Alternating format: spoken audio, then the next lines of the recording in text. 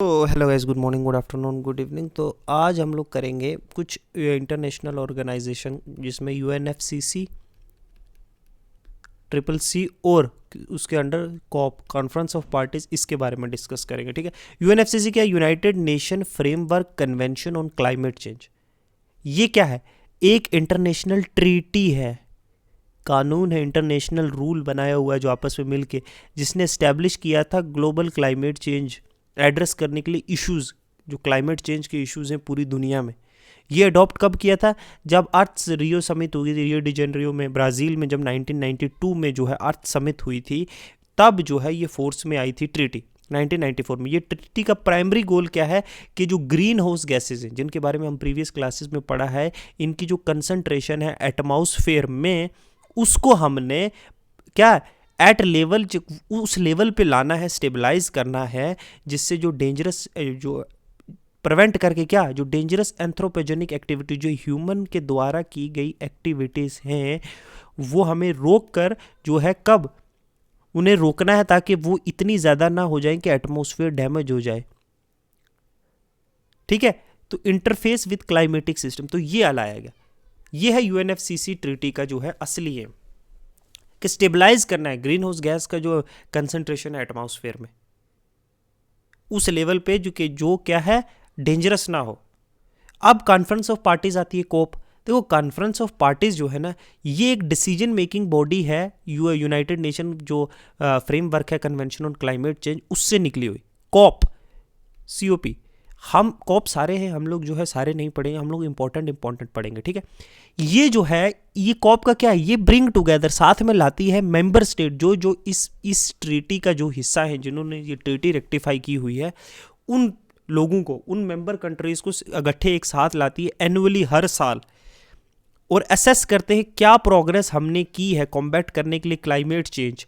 और बहुत सारे एग्रीमेंट यहाँ निगोशिएट होते हैं, आपस में बातचीत होती है उन पे, कुछ ग्लोबल क्लाइमेट पॉलिसीज़ पे बातचीत होती है, किस तरीके से हम कॉम्बैट कर सकते हैं, सब मिलकर कैसे काम कर सकते हैं। बिकॉज अर्थ इज जो है, अर्थ की जो रिस्पॉन्सिबिलिटी वो कोई सिंगल इंसान पे नहीं है। तो ऑल ओवर द वर्ल्ड जो है इस कॉप मीटिंग होती है, जो हर साल आप न्यूज़ में भी सुनते हो, COP 17, COP 18 ब्राज़ील में हुई, फिर लंदन में हुई, ग्लासगो में। ठीक है। बॉन कन्वेंशन। तो ये चीज़ें हम पढ़ेंगे। ठीक है। इसके रिलेटेड कुछ इंपॉर्टेंट चीज़ें। सबसे पहला क्योटो प्रोटोकॉल पढ़ते हैं। ठीक है। क्योटो प्रोटोकॉल जो था, ये एक लैंडमार्क इंटरनेशनल ट्रीटी है। कौन सी इंटरनेशनल ट्रीटी है? कब अडॉप्ट की गई? अगस्त 11, 1997 में। कौन सा कॉप था? COP 3 था। कहाँ पे? कोयोटा में, जापान में। तो ये पहली लीगली बाइंडिंग, मतलब कि करना ही पड़ेगा, लीगली बाइंडिंग है, एग्रीमेंट है, किसके अंदर? यूनाइटेड नेशन फ्रेमवर्क कन्वेंशन और क्लाइमेट चेंज में। किसके लिए? रिड्यूस करने के लिए ग्रीन हाउस गैस एमिशन। तो क्योटो प्रोटोकॉल जो है एक इंटरनेशनल ट्रीटी है, जो कॉन्फ्रेंस ऑफ पार्टीज के द्वारा क्योटो जापान में की गई थी। पहली लीगली बाइंडिंग एग्रीमेंट है UNFCCC के अंदर, कि ग्रीन हाउस गैस एमिशंस को कम करने के लिए लीगली बाइंड किया गया है कंट्रीज को। Objective reduce green house gas emission. Target है कि रिड्यूस करना है by an average 5% below 1990 level, 1990 का जो लेवल था उससे। ठीक है। ड्यूरिंग द फर्स्ट कमिट 2008 से 2012 के तहत 5% ऑन एन एवरेज जो है कम करना है। फोकस था 6 ग्रीन हाउस गैसेस पे। कार्बन डाइऑक्साइड का एमिशन कम करना, मैथीन, नाइट्रस ऑक्साइड का, हाइड्रोफ्लोरोकार्बन्स का, परफ्लोरोकार्बन्स का, और सल्फर हेक्साफ्लोराइड। ये सारी चीज़ें क्या है, इनके क्या इंपैक्ट है, प्लेलिस्ट में जाओ, प्रीवियस लेक्चर्स देखो।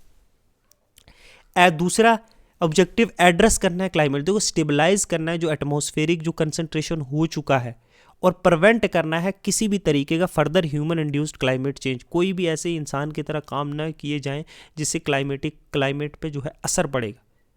ग्रीन हाउस गैस की कंसंट्रेशन को कम करना है, ताकि जो dangerous human induced climate change activities है वो ना हो। Principle common but differentiated responsibility. देखो, क्लाइमेट को तो, अब एटमॉस्फेयर को प्रोटेक्ट करना, अर्थ को प्रोटेक्ट करना तो सबको है, कॉमन है, लेकिन रिस्पॉन्सिबिलिटीज अलग अलग है। कैसे? ये रिकॉग्नाइज किया गया कि जो डेवलप्ड कंट्री हैं, जो एनेक्स 1 में आती है, वो ज़्यादा रिस्पॉन्सिबिलिटी है उनकी, क्योंकि उन्होंने historical emission and must take lead in reducing them. Industrialisation कहाँ हुआ? इंडस्ट्रियलाइजेशन का फ़ायदा किसको हुआ? डेवलप्ड कंट्री को हुआ ना। उन्होंने टेक्नोलॉजिकल डेवलपमेंट, उन्होंने इंडस्ट्रियलाइजेशन की, उन्होंने एक्सेसिव एमिशन किया, ना कि जो पुअर कंट्रीज हैं, इंडस्ट्रीज है भी नहीं। तो ज़्यादा रिस्पॉन्सिबिलिटीज़ किसकी है? ग्रेटर रिस्पॉन्सिबिलिटी किसकी है? डेवलप्ड कंट्रीज़ की है, क्योंकि वो कब से इंडस्ट्रियलाइजेशन हुआ? 17-18 सेंचुरी में, तब से जो है वो फ़ायदा ले रहे। उन्होंने हिस्टोरिकल एमिशन, ऐतिहासिक तौर पे देखा जाए तो उन्होंने ज़्यादा एमिशन किया है, तो वही लीड लेंगे ना रिड्यूस करने में भी। दूसरे में कौन आता है? नेक्स्ट सेकंड में डेवलपिंग कंट्री, उन पे कोई बाइंडिंग टारगेट नहीं है। डेवलप कंट्रीज पे बाइंडिंग टारगेट्स हैं कि इतना % आपको कम करना है इतने अंदर, टाइम के अंदर। पहला कमिटमेंट 2008 से जो 2012 के बीच का था। Target varied by countries. देखो, यूरोपियन यूनियन को 8% जो है अपना एमिशन कम करना है ग्रीन हाउस गैसेस, यूएस को 7% करना है। हाउएवर यूएस ने कभी रेक्टिफाई नहीं किया इसको। जापान को 6% करना है। फिर 2013 से 2020 के बीच में जो था, जो एग्रीमेंट अपॉन जो दोहा अमेंडमेंट हुआ है क्योटो प्रोटोकॉल का ड्यूरिंग जो है COP18 2012 में जब हुआ, तो दोहा में क्योटो प्रोटोकॉल को अमेंड किया गया, तो ये टारगेट्स जो एक्सटेंड कर दिए गए ना, लेकिन पार्टिसिपेंट जो है बहुत कम हो गए थे। मेजर जैसे जो एमीटर हैं, जैसे यूएस, कनाडा, रशिया जो है ना, उन्होंने आइदर डिड नॉट पार्टिसिपेट या फिर विड्रॉ कर दिया, या तो पार्टिसिपेट नहीं किया या इससे विड्रॉ कर लिया था। ठीक है, ये क्योटो प्रोटोकॉल। फ्लेक्सिबल मिशन, देखो प्रोटोकॉल ये जो है ये भी इंट्रोड्यूस्ड इनोवेटिव मैकेनिज्म, जिससे हेल्प किया जा सके इन कंट्रीज को अपने टारगेट को कोस्ट इफेक्टिवली मीट करें। ये भी नहीं कि नुकसान इकोनॉमिकली बहुत नुकसान हो।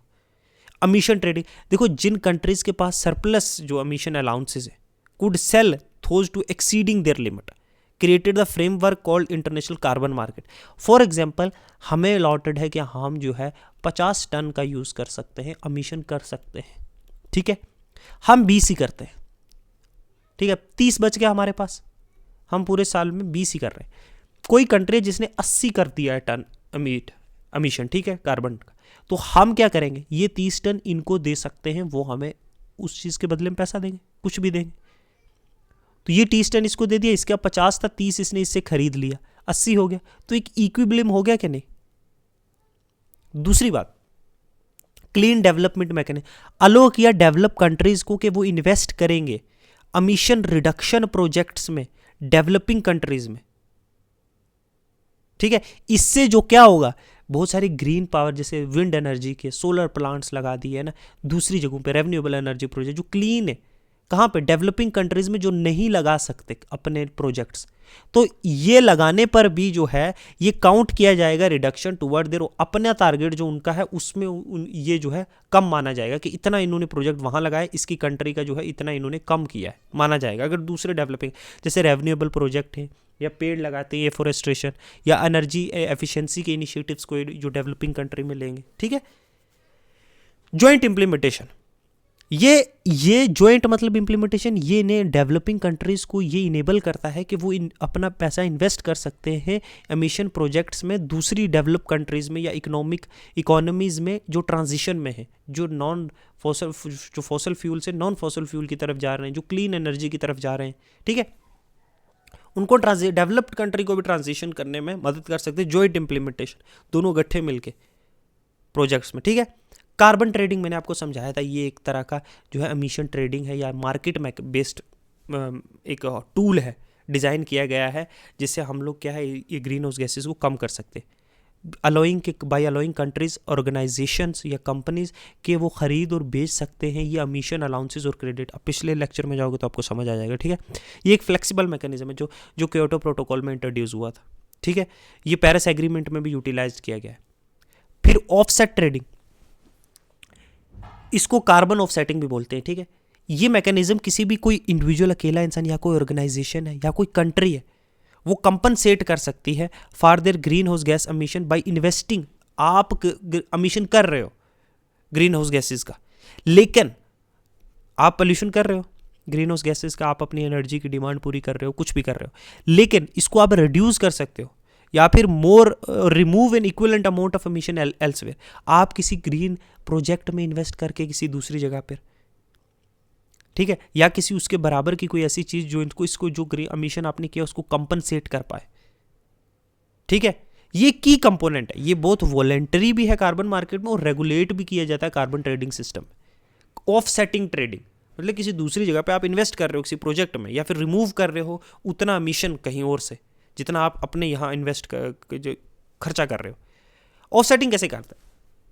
एमिशन का मेजर, कोई एंटिटी, कोई कंपनी, कोई इंस्टीट्यूशन जो है कैलकुलेट करेगा कि कितना कार्बन फुटप्रिंट जो है ना, डिटरमाइन करेगा कितना इन्होंने यूज किया। ठीक है, समझे? फिर जो है ये वैल्यू जो डिटरमाइन की गई है कि कितना इसने एमिशन किया है, समझ लो 30 टन कार्बन का या उसके इक्विवेलेंट कोई और 30 टन। अब इसको इतना 30 टन जो है कहीं और से या तो करना पड़ेगा, एफॉरेस्ट्रेशन करनी पड़ेगी या कोई ग्रीन प्रोजेक्ट लगाना पड़ेगा जिससे इतना कंपनसेट हो सके किसी दूसरी जगह। ठीक है, अब ऑफसेटिंग क्रेडिट देखो, एंटिटी जो परचेज करेगी कार्बन ऑफसेट क्रेडिट वो टिपिकली मेजर होती है मीट्रिक टन कि कितना CO2 या इसको इक्विवेलेंट। ईच जो क्रेडिट रिप्रेजेंटेटिव है वो वेरीफाइड रिडक्शन या रिमूवल करेगा 1 टन ऑफ CO2। एक क्रेडिट, हर एक क्रेडिट का 1 टन। ऑफसेट प्रोजेक्ट, ये परचेज्ड जो क्रेडिट फंड है प्रोजेक्ट है, ये डिजाइन किया रिड्यूस करने के लिए एमिशन दूसरी जगह से, जैसे एफॉरेस्टेशन, रेन्यूएबल या कोई मथीन कैप्चर इनिशिएटिव है। सर्टिफिकेशन देखो, जो ऑफसेट प्रोजेक्ट्स है ना ये स्ट्रिक्ट स्टैंडर्ड के में देखे जाते हैं, मतलब इनकी क्रेडिबिलिटी, इन्वायरमेंट की इंटीग्रिटी, कॉमन स्टैंडर्ड इनको जैसे gold standard, verified gold carbon standard, climate action, इनके थ्रू जाता है सर्टिफिकेशन कि हाँ इसने ये इट इज़ सर्टिफाइड दैट इन्होंने हाँ ये यहाँ कार्बन रिडक्शन के लिए या ग्रीन हाउस गैस रिडक्शन के लिए काम किया है, या इतना एमिशन इन्होंने इन्वायरमेंट से स्क्वीज़ किया है, या ये रेन्यूएबल प्रोजेक्ट्स इन्होंने लगाए हैं, या एफॉरेस्ट्रेशन किया है, इससे इतना कार्बन जो है वो क्या होगा, ऑफसेट होगा। पेनल्टी फॉर नॉन कंप्लायंस, देखो मेकअप शॉर्टफॉल, कंट्रीज जो एक्सीड कर रही हैं अपनी एमिशन लिमिट्स उनको will require to reduce their excess in next commitment period with an additional 30% penalty. कि अगर फॉर एग्जांपल तुम्हें दिया कि तुम्हें 30% जो है 2025 तक एमिशन कम करना है, तुम नहीं कर पाए, तुमने 20% ही किया है, तो जब नेक्स्ट टारगेट 50% का मिला है तो तुम्हें जो है ये 10% ऐड होगा प्लस पेनल्टी भी होगी, इतना नेक्स्ट में करना पड़ेगा। फॉर एग्जाम्पल एक कंट्री एक्सीड्स, अगर वो 10 million ton of CO2 exceed करता है तो it would be needed to reduce 13 million tonne in the subsequent period, 3 million penalty भी होगी, इतना ज़्यादा अगर इसने कर दिया। Suspension from mechanism, non compliance country जो कंट्रीज नहीं करती हैं उन्हें पार्टिसिपेट करने से मना कर दिया, कार्बन ट्रेडिंग से बाहर कर दिया जाता है, जैसे एमिशन ट्रेडिंग है, क्लीन डेवलपमेंट मैकेनिज्म है या जॉइंट इंप्लीमेंटेशन, ऐसे प्रोग्राम से उसको बाहर निकाल दिया जाता है। पब्लिक अकाउंटेबिलिटी, नॉन कंप्लायंस जो कंपनीज नहीं कर रही हैं ये ग्रीन हाउस इनिशिएटिव्स में, जो नहीं कंट्रोल कर रही हैं एमिशन, जो नहीं कर रही हैं कार्बन कंट्रोल, उन्हें जो है वो पब्लिक किया जाता है ताकि प्रेशर पड़े कंट्री की पॉलिटिकली भी और डोमेस्टिकली भी, डिप्लोमेटिकली भी, कि वो अपने ये अचीवमेंट्स, ये अपने ऑब्लिगेशंस पूरे करें।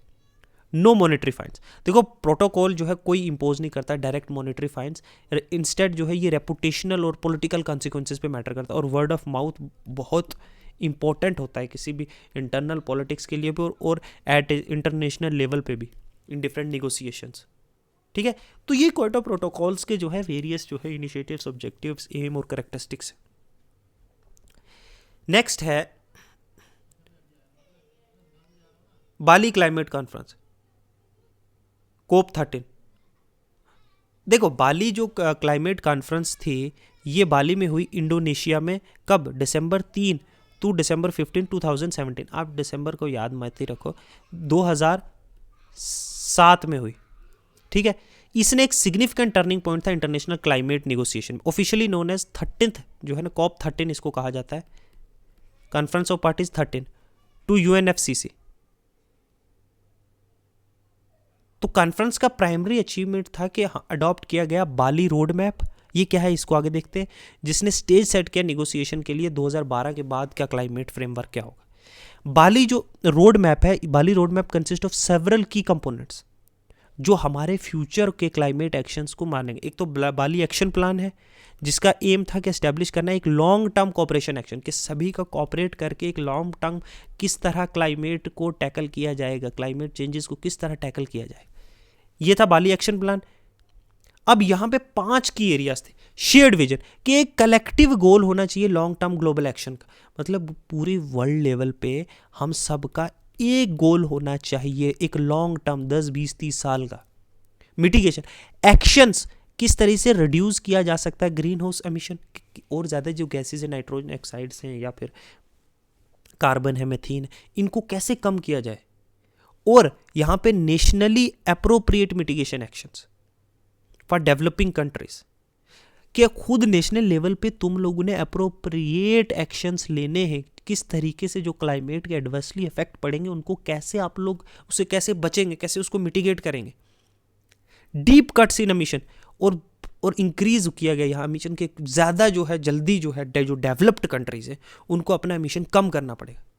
टेक्नोलॉजी ट्रांसफर, कोऑपरेट करना पड़ेगा कंट्रीज के साथ, और फाइनेंसिंग के जो डेवलप कंट्रीज हैं, ठीक है, जो डेवलप कंट्रीज हैं वो हेल्प करेंगी किसको, डेवलपिंग कंट्रीज को, उनको टेक्नोलॉजी ट्रांसफर करके, टेक्नोलॉजीज देकर उनको पैसा देना है कि आप लोग भी जो है इसमें शामिल हो, इस एमिशन कंट्रोल में। Adaptation, supporting for developing countries, जो गरीब कंट्रीज है, जो पुअर कंट्रीज है ना, जो उनको वो कैसे अडाप्ट करेंगे जो क्लाइमेट के इम्पैक्ट पड़ेंगे। अब उनका कसूर तो नहीं है ना, उनको प्रमोट करनी है डेवलपिंग, उनको डेवलपमेंट और ट्रांसफर कैसे, उनकी लो कार्बन जो टेक्नोलॉजी है वो उनको दी जाएगी, ठीक है, जो खुद तो नहीं कर सकते। मोबिलाइजिंग फाइनेंशियल रिसोर्सेज, पैसा मोबिलाइज करना है सपोर्ट करने के लिए जो मिटिगेशन और एडाप्टेशन, कैसे आप लोग ढालेंगे अपने आप को, जो क्लाइमेट इतना चेंज हो रहा है उसके साथ, फ्लडिंग, ड्रॉट्स, ये सारी चीज़ें कैसे मिटिगेशन होगा, इसके लिए पैसा चाहिए ना, कौन देगा, डेवलप कंट्री देंगे डेवलपिंग को। Rich nation should give to the poor nation. Kyoto protocol discussion initiate हुई निगोसिएशन के सेकंड, फर्स्ट तो क्योटो प्रोटोकॉल में कमिटमेंट हो गया, तो सेकंड जो है कमिटमेंट पीरियड 2003 से जो है 2020 तक का क्योटो प्रोटोकॉल का यहाँ निगोसिएशन शुरू हो गई, ठीक है।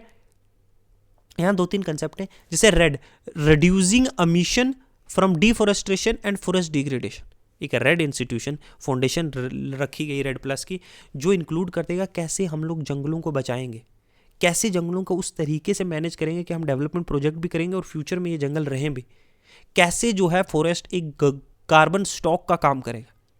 रिकॉग्नाइज किया गया यहाँ पे, कहाँ पे रिकॉग्नाइज किया गया, बाली में, कि फॉरेस्ट का क्या इंपॉर्टेंस है सॉरी, मिटिगेट करने के लिए क्लाइमेट चेंज को। टेक्नोलॉजी और कैपेसिटी बिल्डिंग, इनहेंस करने हैं फ्रेमवर्क, जिसे इनकरेज की जाए, टेक्नोलॉजी का ट्रांसफर करना है, कैपेसिटी बिल्ड करनी है, डेवलपिंग कंट्रीज को भी तो उस काबिल बनाना है ना जो एडवर्सली अफेक्ट्स होंगे क्लाइमेट चेंज के। तो क्या यहाँ पे ये एक्नॉलेज किया गया, ये जाना गया, इस चीज़ पर ध्यान डालेगी, तवज्जो दिया गया कि डेवलपिंग कंट्री किस तरीके से हेल्प करेंगी, डेवलप्ड कंट्री किस तरीके से डेवलपिंग कंट्रीज़ को हेल्प करेंगी अडॉप्ट करने में, क्या क्लीनर टेक्नोलॉजीज़ का। डेवलप कंट्रीज़ के पास तो है, लेकिन ये डेवलपिंग कंट्रीज़ को किस तरह देंगी ताकि ये भी क्लीन टेक्नोलॉजी का यूज़ कर पाएँ और फर्दर एमिशन ना हो। ओके फिर है ad hoc working group, creating 2 working groups to address की नेगोशिएशन ट्रैक्स, जैसे ad hoc working group on long term cooperation action, focus broader UNFCCC commitment, ad hoc working group on further commitment for annex 1 party, जो develop countries है, focus किया गया कि future commitment जो है क्या होगा क्योटो प्रोटोकॉल के अंदर, ठीक है। फिर आता है कॉप 16, जो कैनकन एग्रीमेंट भी है, जिसका फर्दर जो है मेन आउटकम जो कॉप 16 का था वो ये था कि डिसीजंस लिए जाएं बोथ यूएनएफसीसी और क्योटो प्रोटोकॉल पे के ट्रैक्स पे। ये एग्रीमेंट्स में बहुत सारी सेवरल इंपॉर्टेंट, जैसे मिटिगेशन कमिटमेंट, जो डेवलप्ड कंट्रीज हैं उन्हें कि वो वॉलंटरी जो है इमोशन कम करें, डेवलप कंट्रीज टारगेट, और सबमिट करें कोपाहेगन अकॉर्ड। ये क्या है, ये आगे पढ़ेंगे। डेवलपिंग कंट्री और सॉरी और डेवलपिंग कंट्रीज़ ने भी यहाँ एग्री किया कि वो नेशनली जो है अप्रोप्रिएट, जो उनके हिसाब से जो मिटिगेशन एक्शंस हैं, है ना, वो लेंगे और वो जो है अपनी रिपोर्ट जो है हर 2 साल में अपडेट करेंगे। यहाँ पे ग्रीन क्लाइमेट फंड एस्टैब्लिश हुआ, establishment of green climate fund, जहाँ $100 बिलियन जो है एनुअली मोबिलाइज करने की बात हुई डेवलप कंट्रीज़ के द्वारा बाई 2020 तक जो है 100, हालांकि ये हुआ नहीं, पहले बता देता हूँ स्पॉइलर, 2020 के जो है डेवलपिंग कंट्री 2020 से पहले $100 बिलियन का रेज करेंगे मिटिगेशन और अडाप्टेशन एफर्ट्स के लिए कहाँ पे, डेवलपिंग कंट्रीज में। टेक्नोलॉजी मैकेनिज्म लॉन्च किया, टेक्नोलॉजी मैकेनिज्म जो डेवलपमेंट करेगा और ट्रांसफर करेगा जो लो कार्बन और अडाप्टेशन टेक्नोलॉजीज है, जो कम कार्बन एमिशन होगा, जिससे कार्बन एमिशन से हम मिटिगेट कर सकते हैं। क्लाइमेट टेक्नोलॉजी नेटवर्क जो सेंटर है SETCN और टेक्नोलॉजी एग्जीक्यूटिव कमेटी ये बनाएगी, इंक्लूड की गई टेक्नोलॉजी मैकेनिज्म। अब है अडेप्टेशन फ्रेमवर्क। देखो क्रिएटेड द कैनन जो कैनकन अडेप्टेशन फ्रेमवर्क जो क्या करेगा और स्ट्रेंथन करेगा और ताकत देगा अडेप्टेशन एफर्ट्स को, ठीक है, और इस पर फोकस किया जाएगा। जो वल्नरेबल कंट्रीज है, डेवलपिंग कंट्रीज है, जो छोटे छोटे आइलैंड्स है जो सी लेवल राइज से डूबते जा रहे हैं, उनको कैसे सपोर्ट किया जाएगा। एक अडेप्टेशन कमेटी बनाई गई, ठीक है, ताकि इन लोगों को ग्लोबल एफर्ट्स डाली जाए, बताया जाए कि किस तरीके से आप अडेप्ट करोगे। अब ये जो क्लाइमेट हो चुका है, फॉरेस्ट फॉर्मल तो देखो forest and red plus formalising के reducing emission from deforestation and forest degradation mechanism, इसको फाइनेंशियल इंसेंटिव्स दिए गए, फॉरेस्ट कैसे जंगलों को बचाना है, कैसे सस्टेनेबल मैनेज करना है, ठीक है, मेजरमेंट, रिपोर्टिंग और वेरिफिकेशन, अडॉप्टिंग रूल्स को बनाया गया ताकि अकाउंटेबल और ट्रांसपेरेंस रहे मिटिगेशन एक्शन और फाइनेंशियल सपोर्ट। ग्लोबल टेम्परेचर गोल, ये देखना यहाँ पे ग्लोबल टेम्परेचर गोल हुआ, ऑफिशियली रिकॉग्नाइज किया गया। कहाँ पे, अगर आपसे पूछे कैनकन में, ठीक है, COP16 में क्या के रिकॉग्नाइज किया गया कि बहुत ज़रूरी है कि पूरी दुनिया का टेम्परेचर जो है वो increase to 2 degree Celsius above pre industrial level और कंसीडर के strengthening this to 1.5 degree Celsius in future, के लिमिट करना है 2 डिग्री सेल्सियस तक टेम्परेचर जो प्रायर इंडस्ट्रियल लेवल पे था, इंडस्ट्रियल रेवोल्यूशन से पहले का, और कंसीडर किया गया कि 1.2 डिग्री सेल्सियस तक रखना है इन फ्यूचर, इससे ज़्यादा नहीं बढ़ना चाहिए, ठीक है। फिर आता है COP18, ये ठीक है, COP18 में जो है, जो कहाँ हुआ, दोहा कतर में, कब हुआ, 2012 में। इसके COP18 के क्या क्या आउटकम थे, देखो Doha agreement to Kyoto protocol. देखो जो सबसे इंपॉर्टेंट सिग्निफिकेंट जो इसका आउटकम था COP18 का, वो ये था कि अडॉप्टेशन ऑफ दोहा एग्रीमेंट, जिसमें एक्सटेंड किया गया क्योटो प्रोटोकॉल की और इंट्रोड्यूस किया नया कमिटमेंट, किस तरीके से रिड्यूस किया जाएगा ग्रीन हाउस, वही सेम घिसा पीटा ब्ला ब्ला ब्ला ब्ला, कोई काम नहीं हो रहा। सेकंड कमिटमेंट पीरियड 2013 से 2020 का, ये सेकंड पीरियड जो है एक्सटेंड किया गया 2013 से 2020 में, सेकंड पीरियड। इसमें जो है रिडक्शन टारगेट्स जो है, जो डेवलप्ड कंट्रीज हैं, ठीक है, टारगेट जो थे एम के एटलीस्ट 18% कम करना है एमिशन 2090 के लेवल से, ठीक है, बिलो 2090 के लेवल 18% से कम करना है 2020 तक, 2090 के लेवल से 18% कम करना है 2020 तक। जो डेवलपिंग कंट्री है, list of commitment for develop however, जो मेजर एमिटर थे जैसे यूनाइटेड स्टेट, रशिया, जापान, ये फिर उन्होंने सेकंड पीरियड में भी पार्टिसिपेट नहीं किया। कैरी ऑन रूल कि limited the carry over surplus जो असाइन किया गया था for the first commitment to avoid के अंडरमाइनिंग द इंटीग्रिटी ऑफ नई टारगेट, तो फर्स्ट कमिटमेंट जो है उसको कैरी ओवर किया गया ना, लिमिट कर दिया गया, नहीं किया गया surplus assign. Recognition of loss and damage, पहली बार जो कंसेप्ट है लॉस, नुकसान और डैमेज हो गया, जो ऑफिशियली रिकॉग्नाइज्ड है क्लाइमेट नेगोशिएशन प्रोसेस के, एक ऐसे मैकेनिज्म की ज़रूरत है जिससे हम वो चीज़ें भी देखें जिससे जो जो जो इम्पैक्ट हो रहा है, जो क्लाइमेट चेंज की वजह से जो बहुत ख़राब इम्पैक्ट हो रहा है, और जैसे ड्रॉट्स, फ्लडिंग, जिसमें जो है हम अडॉप्ट नहीं कर पा रहे बहुत जगह, डेजर्टिफिकेशन, ठीक है, तो set the stage for establishment of Warsaw international mechanism for loss and damage जो COP19 में होगा, ठीक है। अब वो चीज़ें भी तो एक्नॉलेज करनी है ना, क्लाइमेट इंपैक्ट से बहुत सारे एडवर्सली इंपैक्ट वो भी हो रहे हैं जो अडाप्टेशन के बियॉन्ड है कैपेसिटी के, वो हम COP19 में पढ़ेंगे, ठीक है। लॉस एंड डैमेज क्या है। अब closing the Bali road map, अब COP18 ने कंक्लूड किया कि बाली जो एक्शन प्लान है, जो ट्रांजिशन करना है from Kyoto protocol to broader framework जो डर्बन प्लेटफॉर्म है, फोकस किया गया कि नए जो ग्लोबल क्लाइमेट एग्रीमेंट्स हैं वो अडॉप्ट किए जाएं बाय 2015, विच बिकेम जो है जो पेरिस एग्रीमेंट बनेगा फ्यूचर में। एम्फसाइज किया कि यूनिवर्सल पार्टिसिपेशन होना चाहिए। अब क्या है कि डेवलपिंग कंट्रीज भी और डेवलप्ड कंट्रीज भी दोनों फ्यूचर जो है अब पार्टिसिपेट करेंगे एग्रीमेंट्स में। फाइनेंशियल सपोर्ट वही डेवलपिंग कंट्री के $100 बिलियन 2020 तक देना है, क्लाइमेट फाइनेंस करना है, डेवलप कंट्रीज फाइनेंशियल सपोर्ट देंगे डेवलपिंग कंट्रीज को, ठीक है। ये नहीं हुआ to be honest. Doha agreement में जो है to the Kyoto protocol, Kyoto देखो दोहा एग्रीमेंट ने एक्सटेंड किया क्योटो प्रोटोकॉल का सेकंड अमेंडमेंट, ठीक है। अच्छा, फिर 2020 से 22 से 20 तक किया, ये ठीक है।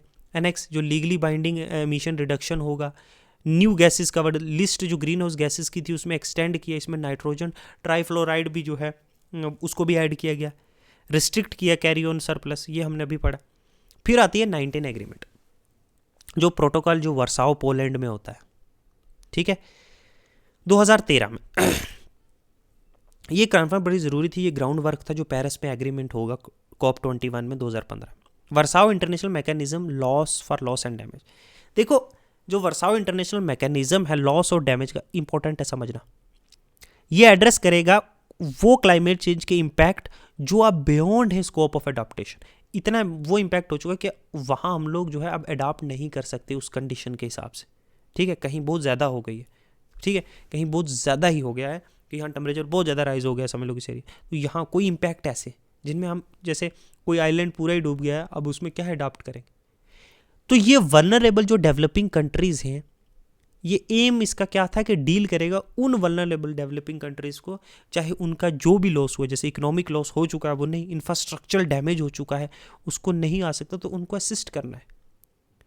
नॉन इकोनॉमिक लॉसेस भी, जैसे कल्चरल हेरिटेज कोई ख़त्म हो चुका है, बायोडाइवर्सिटी बहुत सारी स्पीशीज एक्सटिंक्ट हो चुकी है उनकी। WIM फोकस ऑन 3 पिलर जो वर्साओ का जो है ना मैकेनिज्म लॉस और डैमेज के, नॉलेज जनरेशन और शेयरिंग, इनहेंस करो अंडरस्टैंडिंग लॉस और डैमेज की, कोऑर्डिनेशन और डायलॉग प्रमोट करो अमॉन्ग जो स्टेक होल्डर्स हैं, जो डिफरेंट कंट्रीज हैं, जो लोग सफर्ड है या जो लोग जो सफर्ड हुए हैं बाद में, उनके साथ बातचीत होनी चाहिए। सपोर्ट एक्शन और implementation, finances, technical capacity building supports देनी चाहिए इन कंट्रीज को जो वल्नरेबल है। रोड मैप पेरिस एग्रीमेंट का यहीं से शुरू हुआ। तो गवर्नमेंट ने एग्री किया, उन्हें टाइमलाइन कि वो सबमिट करेंगे अपने डिफरेंट गवर्नमेंट्स जो वर्ल्ड की, अपना जो इंटेंडेड नेशनल डिटरमाइंड कंट्रीब्यूशन है कि हम कितना कंट्रीब्यूट करेंगे, एमिशन कितना रिडक्शन करेंगे, नेट जीरो अचीव कब तक करेंगे, ये इंटरनेट अपने अपनी कंट्री का जो इंटेंडेड कब तक, मार्च 2015 तक। कॉमन बट डिफरेंशिएटेड रिस्पॉन्सिबिलिटी, मतलब कॉमन है, नेट जीरो अचीव करना है सब ने, लेकिन रिस्पॉन्सिबिलिटी डिफरेंट है, हमने कम करना है, तुमने ज़्यादा करना है डेवलप, जो मैंने आपको ऊपर कंसेप्ट सुना। और रिकॉग्नाइज किया कि सब कंट्रीज को पार्टिसिपेट करना पड़ेगा ग्लोबल एफर्ट में। और रेड का फिर फाइनलाइजेशन है जो रिड्यूसिंग डिफोरेस्टेशन और फॉरेस्ट डिग्रेडेशन जो है वो फ्रेमवर्क जो है दोबारा से इनिशिएट हुआ। फिर फाइनेंस कमिटमेंट हुआ, ठीक है, कि तो आप रिपोर्ट सबमिट करो 2 साल में कि क्या प्रोग्रेस हुआ, कितना पैसा आपने जो है दिया है डेवलपिंग। वर्साओ जो है फॉर क्लाइमेट फाइनेंस एम्फसाइज किया कि ट्रांसपेरेंसी और प्रिडिक्टेबिलिटी आए फंडिंग में, ये फिर भी नहीं हुआ। फिर नेक्स्ट कॉप में ये जाएगा। फिर आता है COP21 पेरिस एग्रीमेंट। देखो जो पेरिस एग्रीमेंट है ये अडॉप्ट किया गया, COP21 जो है यहाँ पेरिस एग्रीमेंट अडॉप्ट किया जिसने सेट किया कुछ ग्लोबल क्लाइमेट गोल और फ्रेमवर्क। इसमें ये 196 कंट्रीज के द्वारा साइन किया गया था। ये one of the most universal supported जो इंटरनेशनल एग्रीमेंट है हिस्ट्री में। इतना बड़ा एग्रीमेंट किसी ने नहीं साइन किया था। ग्लोबल टेम्परेचर गोल, पहला जो कोर ऑब्जेक्टिव था कि हम लिमिट करेंगे बिलो 2 डिग्री सेल्सियस टेम्परेचर जो प्री इंडस्ट्रियल लेवल है, और इंक्रीज नहीं होने देंगे टू 1 to 5, और लिमिट करेंगे temperature increase to 1.5 degree Celsius. पहली चीज, टेम्परेचर गोल क्यों रखा गया? रिड्यूस रिस्क और इम्पैक्ट जो इसका क्लाइमेट चेंज पर, स्पेशली जो वल्नरेबल रीजन है, जो छोटे छोटे आइलैंड है, जो लो लाइंग एरिया है, जब सी लेवल राइज होगा टेम्परेचर इंक्रीज होने से। पहला गोल ये। दूसरा, नेशनल डिटरमाइंड जो इंटेंडेड नेशनली डिटरमाइंड कंट्रीब्यूशन है, अपनी अपनी कंट्रीज जो है क्या करेंगे सॉरी।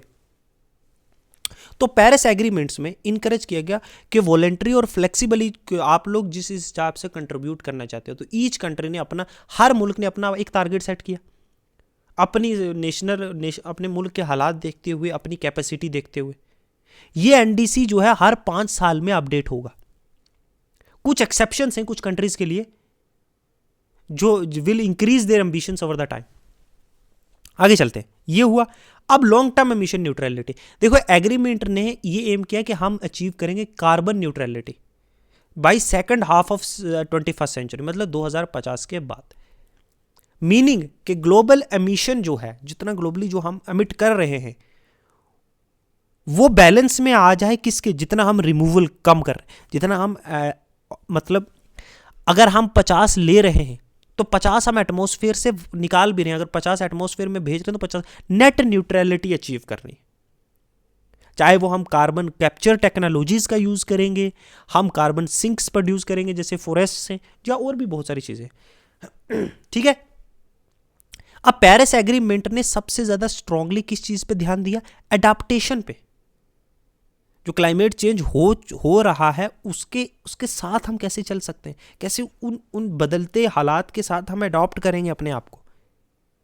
क्योंकि उसने ये भी रिकॉग्नाइज किया कि कुछ चीज़ें ऐसे इम्पैक्ट हैं वो अब अनएवॉइडेबल है, वो अब होंगे ही होंगे। ग्लेशियर्स पिघलेंगे ही, वाटर लेवल राइज होगा ही होगा, एडवर्सली साइक्लोन्स आएंगे, टाइफून्स आएंगे, अब उनसे लड़ना भी तो है ना। यहां पे डेवलपिंग कंट्री ने कमिट किया कि वो प्रोवाइड करेंगे $100 billion per year by 2020 developing countries को, वो मिटिगेट और अडॉप्ट कर सके ताकि क्लाइमेट चेंज करे। और पेरिस एग्रीमेंट ने जो है यहाँ फ्रेमवर्क भी मोबिलाइज किया जिससे हम एडिशनल रिसोर्सेज भी जो है देंगे, जो फोकस करती है प्राइवेट और पब्लिक जो है फाइनेंसेस भी। लॉस एंड डैमेज, इस एग्रीमेंट ने इंट्रोड्यूस किया वो प्रोविजंस जो एड्रेस करेंगे लॉस और डैमेज। इक्नॉलेज किया कि कुछ इंपैक्ट जो है क्लाइमेट चेंज के वो अनएवॉइडेबल है, कैनॉट बी अवॉइडेड, तो और अडाप्ट भी नहीं हो सकता उसके साथ, तो उसका हर्जाना तो भरना पड़ेगा ना। तो वर्साओ जो इंटरनेशनल मैकेनिज्म था लॉस एंड डैमेज का, जो COP19 में एस्टैब्लिश हुआ था, वो इनकॉपरेट वो भी इंक्लूड किया गया पेरिस एग्रीमेंट के। फाइनेंशियल और टेक्निकल सपोर्ट दी जाएगी जो सबसे ज़्यादा अफेक्टेड रीजन्स हैं दुनिया के। अब COP22 ये क्या था, कौन सा था, ये COP21 था। COP22 में इंप्लीमेंटेशन ऑफ पेरिस, अब पेरिस के जो है COP22 ने क्या क्या फोकस कि गाइडलाइंस, रूल्स गाइडलाइंस बनाए जाएंगे पेरिस एग्रीमेंट्स को हम कैसे फुल्ली फंक्शनली और ऑपरेशनली जो है काम कर सके। इसका primary objective was to begin the process. Goals क्या हैं पेरिस एग्रीमेंट को, उसको ट्रांसलेट करना है एक कंक्रीट एक्शन में, यानी बोल बोल के भाषणबाजी से उनको एक उनके एक्शंस भी तो लेने। तो Paris agreement entered into the force officially जो है 4 नवंबर 2016 को, जस्ट डे बिफोर COP22 जो है, it was enough rectification. At least 55 country ने रिप्रेजेंटेड, 55% जो ग्लोबल एमिशन कंट्रीज थी उन्होंने 55 कंट्री ने इनको रिप्रेजेंट किया और रेक्टिफाई किया। Negotiation of rule book, negotiation हुई कि Paris rule book which include के कैसे इंप्लीमेंट होगा जो NDC है, कैसे क्लाइमेट फंक्शन को ट्रैक किया जाएगा, मोबिलाइज किया जाएगा, how process will be transfer, कैसे ट्रांसपेरेंटली इसको देखा जाएगा। तो ये सारी चीज़ें हुई। ये finalise the guidelines Paris agreement by 2018 before it first global stake out जो 2023 में होने चले। अब आता है जो मराकेश है, मराकेश एक्शन प्रोक्लेमेशन है। ये क्या है, देखो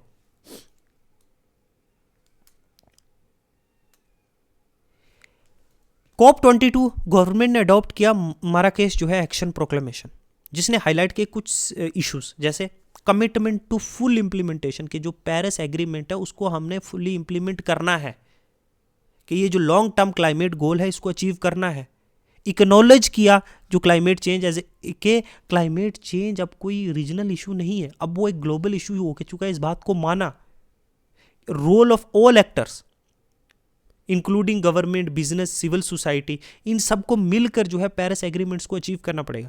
फोकस किया जाएगा सस्टेनेबल डेवलपमेंट गोल्स पे एड्रेस करने के लिए क्लाइमेट चेंज, ब्रॉडर सोशल और इकोनॉमिक ऑब्जेक्टिव्स को। रेड और रेड प्लस प्लस मैकेनिज्म जो मैंने आपको बताया कि ये stand for reducing emission from deforestation and forest degradation. Red plus expand किया गया, इंक्लूड किया कंजर्वेशन, कैसे फॉरेस्ट का कंजर्वेशन करेगा जो कार्बन सिंक का काम करता है, कैसे सस्टेनेबली मैनेज किया जाएगा फॉरेस्ट्स को, कैसे इन्हेंस किया जाएगा फॉरेस्ट को, कार्बन स्टॉक्स को। ये मैकेनिज्म जो पार्ट हैं ग्लोबल एफर्ट्स के, जो मिटिगेट करेंगे क्लाइमेट चेंज को, फॉरेस्ट को, और ये क्रूशल रोल प्ले करते हैं कार्बन साइकिल में। कुछ इंपॉर्टेंट इंस्टीट्यूशन है जैसे ग्लोबल इन्वायरमेंट फैसिलिटी है, ये क्या है, एक फाइनेंशियल मैकेनिज्म है जो फंडिंग देता है किसको, ग्लोबल इन्वायरमेंट इश्यूज को, इश्यूज़ को, बहुत सारे ग्लोबली जो है वर्ल्ड में इन्वायरमेंटल इश्यूज़ है ना, उनको टैकल करने के लिए, ठीक है, ये 1991 में इस्टेब्लिश किया गया था सपोर्ट करने के लिए और एम प्रोजेक्ट ग्लोबल इन्वायरमेंट को और प्रमोट करने के लिए सस्टेनेबल डेवलपमेंट। GEF जो है ना एक तरह का एक पैसा देता है, मतलब चीज़ें देता है, फाइनेंशियल सपोर्ट देता है ना, जो मेजर इंटरनेशनल जो कन्वेंशन है including UFCC convention on biological diversity है, यूनाइटेड नेशन कन्वेंशन का जो डिजर्टिफिकेशन को कम्बैट करने के लिए, इनको फाइनेंस करता है GEF जो है ना वो पार्टनरशिप में 183 कंट्री में international organisation, private sector, civil society, ठीक है, ये मैनेज किसके द्वारा किया गया? वर्ल्ड बैंक के द्वारा और UNEP, ठीक है, UNDP डेवलपमेंट प्रोग्राम और इन्वायरमेंटल प्रोग्राम के द्वारा। क्रिटिकल रोल फाइनेंशियल जो इन्वायरमेंटल प्रोजेक्ट्स हैं उनको फाइनेंस करता है ना, जो डेवलपिंग कंट्री में जो इकोनॉमीज ट्रांजिशंस में है उनको फाइनेंस करता है, ठीक है।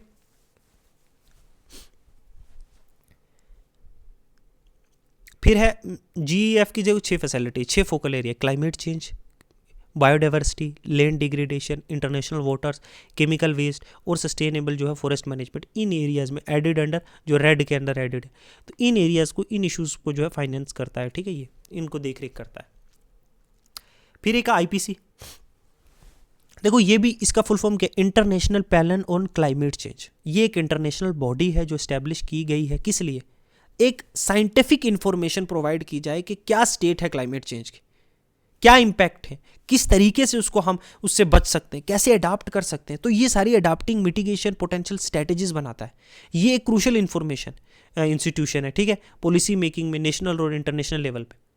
असेसिंग साइंटिफिक नॉलेज, देखो IPCC जो है ना इवेलुएट करता है लेटेस्ट साइंटिफिक डाटा जो क्लाइमेट चेंज से रिलेटेड है, उसके फिजिकल साइंस, क्लाइमेट के क्या असर होंगे, फ्यूचर में क्लाइमेट का क्या सिनेरियो होगा, ठीक है। रिसर्च प्रोवाइड करता है, एविडेंस बेस्ड इंफॉर्मेशन, स्टैटिस्टिक्स, ठीक है, future state climate change, policy relevant information.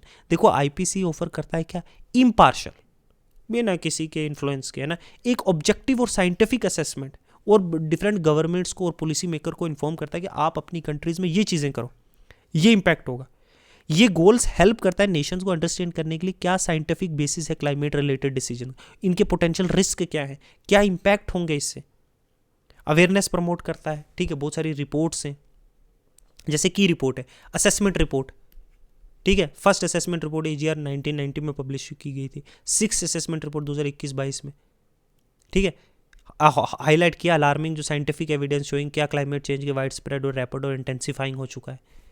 फिर स्पेशल रिपोर्ट है, for example special report on global warming, कुछ रिपोर्ट्स इशू करता है टेम्परेचर पे, रिपोर्ट ऑन डिटेल एनालिसिस, कैसे क्या इम्प्लीफिकेशन अगर ग्लोबल वार्मिंग, ये रिपोर्ट अगर साइंटिफिक डेटा प्रोवाइड करेगा 1 डिग्री से ऊपर 1.5 डिग्री से ऊपर जाएगा तो क्या प्रॉब्लम होंगी, ठीक है। तो technical paper, methodologies, ecological footprint क्या है, क्लास 6 पढ़ते हैं। इकोलॉजिकल फुटप्रिंट जो है एक मेजर है, एक क्या है, मेजरमेंट है, एक मतलब नाप तोल है कि इन्वायरमेंट पे क्या इम्पैक्ट पड़ता है किसी इंडिविजुअल या फिर किसी ऑर्गेनाइजेशन या फिर किसी कम्युनिटी या फिर किसी मुल्क का, उसका उसने इन्वायरमेंट पे कितना इम्पैक्ट किया है। ये क्वांटिफाई द अमाउंट कि नेचुरल रिसोर्सेज कितने कंज्यूम किए, कितना अमाउंट ऑफ लैंड, कितना इकोसिस्टम ज़रूरत है प्रोड्यूस करने के लिए रिसोर्सेज इन लोगों के लिए, जितने चीज़ें वहाँ रह रही हैं जो इनको सस्टेन करेंगे। रिजल्टिंग जो वेस्ट है, कार्बन एमिशन कितना कर रहे हैं। फुटप्रिंट जो है ना ये एक मेजरमेंट है, किसमें, ग्लोबल हेक्टर्स में। स्टैंडर्डाइज करता है यूनिट जो amount of reproductive land and water needed to support a given level of consumption and waste generation. इतनी चीज़ों के लिए कितनी चीज़ों की ज़रूरत है, ठीक है, कितना इम्पैक्ट कर रहे हैं। समझ लो एक इंडिविजुअल जो है एक एनवायरनमेंट पे कितना इम्पैक्ट कर रहा है, ये इसका फुटप्रिंट है। ये अगर इतना लाइफ स्पेन रहा है तो इसने कितना इम्पैक्ट किया इन गिवन एरिया, तो ये है इकोलॉजिकल फुटप्रिंट। मेजरमेंट है कितना इन्वायरमेंटल इम्पैक्ट कर रहा है कोई एक इंडिविजुअल या फिर कोई एक कंट्री अपने वहाँ गिवन एरिया में, या कोई कम्युनिटी या कोई कंट्री, ठीक है। तो ये कुछ यूएनएफसीसी और जो है कोप के बारे में कुछ इंपॉर्टेंट जो चीज़ें थी वो हमने डिस्कस की। इंपॉर्टेंट क्या, ऑलमोस्ट हमने सब किए। कुछ हमने जो है हर कोप को अब डिटेल में पढ़ने जाएंगे तो उसका कोई मीनिंग नहीं है। कुछ जो है जैसे INDC क्या है, क्योटो प्रोटोकॉल क्या था, पेरिस एग्रीमेंट्स क्या है, दोहा एग्रीमेंट क्या है, ठीक है, बाली एक्शन प्लान क्या है, ठीक है, ये सारी चीज़ों के बारे में डिस्कस किया। आज इतना ही रखते हैं। Thank you, good bye.